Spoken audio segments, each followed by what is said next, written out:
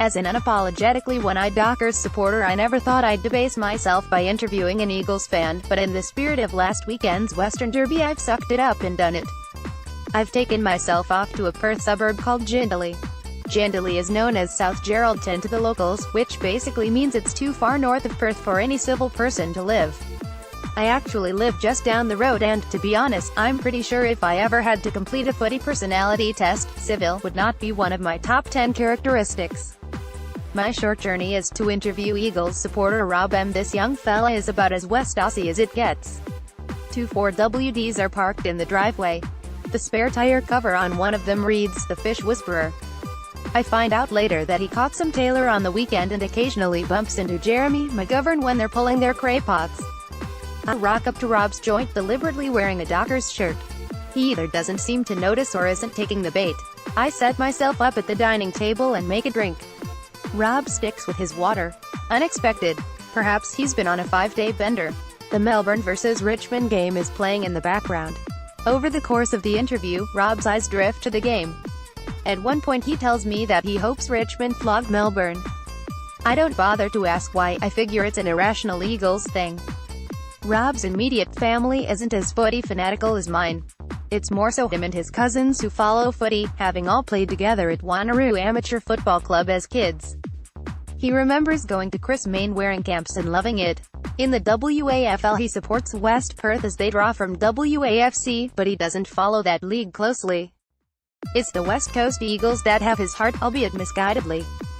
James Ellsby, Getty Images. I ask him if he still plays any sports and he replies, "Yeah, I still fish." I laugh because I wouldn't have classified fishing as a sport. He's offended by this and corrects me with, "It's one of the most dangerous sports in the world." I raise an eyebrow and keep going. We cut to the chase and I get to his favorite all-time Eagles player. Without the slightest hesitation, he tells me it's Ben Cousins. My shocked look prompts him to justify himself. He was so dedicated. What he put into his footy and how he trained was just awesome. He was the best all-round player we've ever had. He's on a roll now. I still remember when he came back from his first break from footy for drug rehab and he had 30-something possessions and was best on ground. He was only on for 3/4 of the game and he absolutely carved it up. He further demonstrates just how West Aussie he is when he admits, "I wasn't at the match. I was in Bali at the time." He regales me of another time he was in Bali with his mates and they decided to do Kennedy shots. This was back when Kennedy was in Coleman form, so I suspect many shots were had. I explore his hero worship of Cousins more. Isn't his drugs history off-putting? I ask. Rob explains it to me in the way only an Eagles supporter can. The fact he could go out and do drugs all night and still have the highest amount of possessions showed you how good he was. It wasn't like they were performance-enhancing, so imagine how good he'd have been if he wasn't high. The logic. It's hilarious and I love it. AAP image, Bowden Work homage. I have to get a grip on myself. I'm ashamed to be enjoying this interview with an Eagles person. Plus, we probably shouldn't be so flippant about drug addiction. I switch to who he has a current man crush on. I use man crush to mock him, but he ignores the dig and jumps straight in with "there's so many." He prattles off names, Luke Shuey, Jack Darling, Josh Kennedy. I swear when I hear Kennedy's name. He kicked 6 goals in the last derby. Rob is also super impressed by Brad Shepherd. He's our young defender and he goes so hard at the ball. He reminds me of Bo Waters and all the hip and shoulders he did. He concussed so many people. I'm disturbed by the admiration in his voice. West Coast supporters. There's something a little hinky about their moral compass. On this point I decide to give his opinion on why Eagles fans are notorious for booing. He questions this. Are we notorious for booing? I nod vigorously as if it's definitely a thing and not just my own unfounded accusation. He has a go at explaining it. I actually think it's because we got noted for booing and given such a hard time for it, so we decided to boo more in retaliation.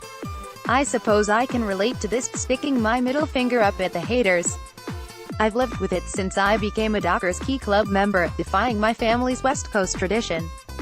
The more they gave me a hard time about it, the more I embraced Fremantle. AAP image, Tony McDonough. Rob does admit that Eagles fans are pretty biased when it comes to umpiring, but he softens this with, "That's like any team, though."